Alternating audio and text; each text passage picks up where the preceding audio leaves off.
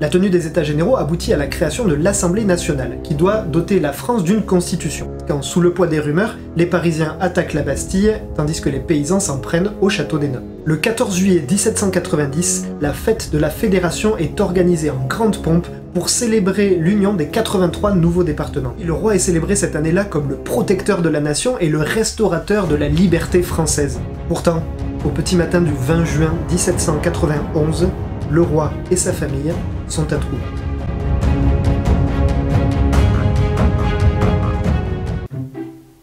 Ah non, non, non, les gens ils veulent voir la suite, donne-moi ça. Comment ça va déjà? Allons-y!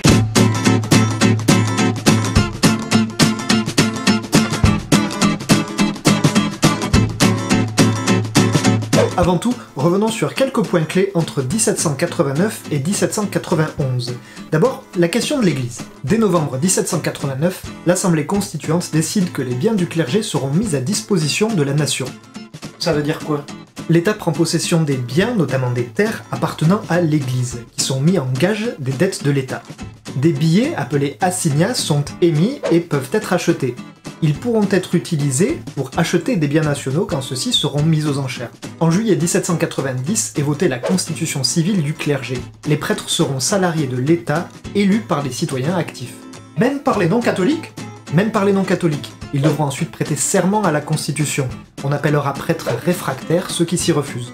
Tout ça inquiète beaucoup Louis XVI, qui est très croyant et qui est tenu pour responsable de la situation par l'Église de Rome. Votre âme est noire actuellement, elle est noire comme la vipère, noire comme le petit facochère, vous savez, les petits facochères qui... C'est bon. Concernant le paysage politique, depuis 1789, les clubs se développent. On y parle politique, de la future constitution. On commence à observer une division en droite et gauche. À droite, par exemple, on trouve les monarchiens qui désirent une monarchie parlementaire à l'anglaise. Ah, c'est de là que ça vient la droite et la gauche aujourd'hui? En quelque sorte, oui, mais on reparlera de ça une autre fois. Des monarchiens fondent le club des impartiaux, tandis qu'à gauche, on trouve le club des jacobins et le club des cordeliers, parmi les plus célèbres.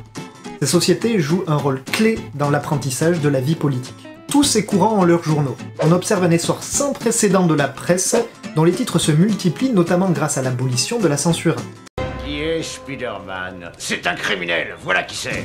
Au-delà des frontières, une fracture apparaît entre ceux qui souhaitent s'inspirer de la Révolution et ceux qui en rejettent l'influence. Globalement, les monarchies européennes sont plutôt hostiles à la Révolution, mais elles hésitent à agir.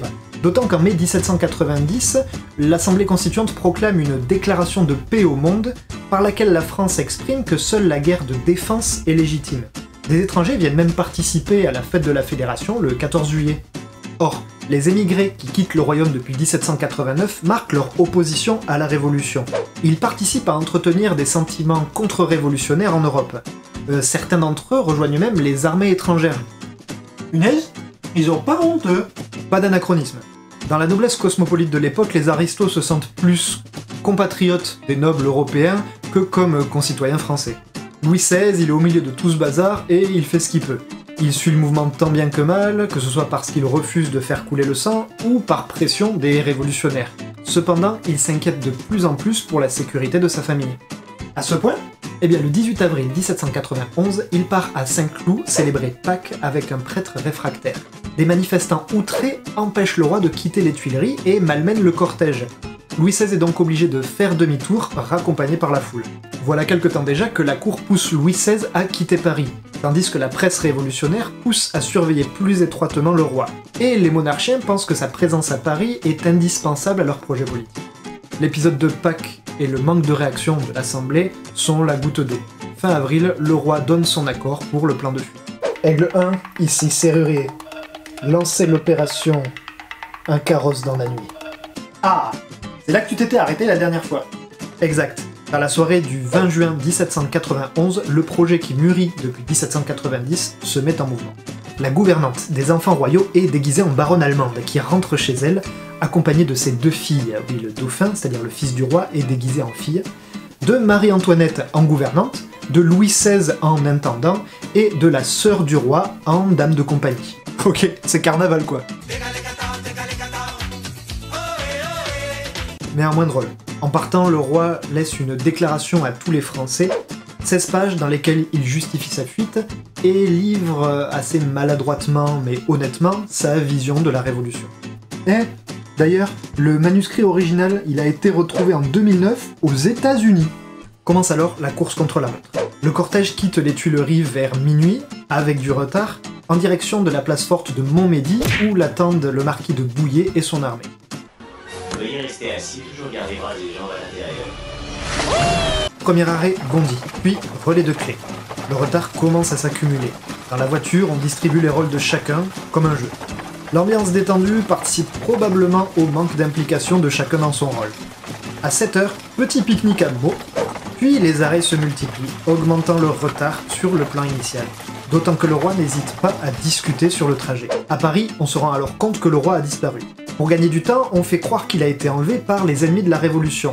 Lafayette, de son côté, il envoie des officiers pour rattraper les prisonniers. Peu à peu, Louis XVI devient négligent, estimant que l'anonymat n'est plus nécessaire. D'autant plus que les gens qui le reconnaissent sont ravis de voir leur roi. Sire, mais qu'est-ce qui me vaut? Mais qu'est-ce que je veux dire, par quel... Il y a quelque chose qui va pas? Dès le début d'après-midi, l'identité des fugitifs est connue tout le long du chemin par le bouche à oreille. Le groupe arrive à Châlons avec 4 heures de retard. Mais à l'arrêt suivant, l'escorte du roi n'est pas là. Ils ont accumulé trop de retard, les dragons, c'est-à-dire les soldats, se sont éloignés pour ne pas inquiéter la population. On décide alors de continuer jusqu'à Sainte-Menehould pour changer de voiture. Là, les événements commencent à mal tourner. Les soldats qui saluent en direction de la voiture attisent la curiosité. À peine la voiture repart que la rumeur arrive qu'elle abritait la famille royale. Le soir, on interroge le maître de poste Jean-Baptiste Drouet. Il n'aurait rien remarqué de particulier jusqu'à ce qu'on lui montre un assignat portant le visage du roi, qu'il reconnaît. Hein? Moi j'ai entendu une autre histoire. Comme quoi Drouet, il avait reconnu le roi grâce à une pièce qu'il venait juste de lui donner. C'est ce qu'on raconte, mais non. J'ai aussi lu qu'il aurait reconnu Marie-Antoinette. Quoi qu'il en soit, le décret d'arrestation arrive et Drouet part à la poursuite de la voiture. Le cortège royal arrive à Varennes dans la soirée du 21 juin. Ils sont contraints de s'arrêter car leur escorte n'est pas là, à cause du retard trop important, tandis que Drouet arrive et fait bloquer les routes par la garde nationale. À l'auberge du Bras d'Or, pour éviter les attroupements, l'épicier Jean-Baptiste Sauce fait entrer chez lui les fugitifs. Quoi encore?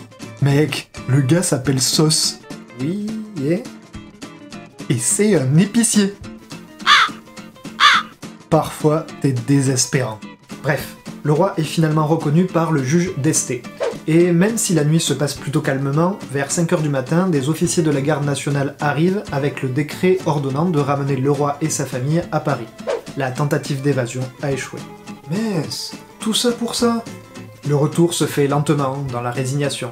La foule se presse pour accompagner les captifs, tandis que le 23 juin, des députés prennent place dans la berline, l'un d'entre eux se montrant limite grossier. L'arrivée aux Tuileries, le 26, est très mouvementée, la reine manquant même d'être blessée. La colère du peuple parisien est palpable. Pour conclure, la fuite de Varennes ouvre une rupture entre le roi, l'Assemblée et le peuple. Louis XVI perd la confiance des Français, tandis que des pétitions des cordeliers circulent réclamant sa déchéance, voire même une république. Laisse-moi deviner. Vas-y. À suivre.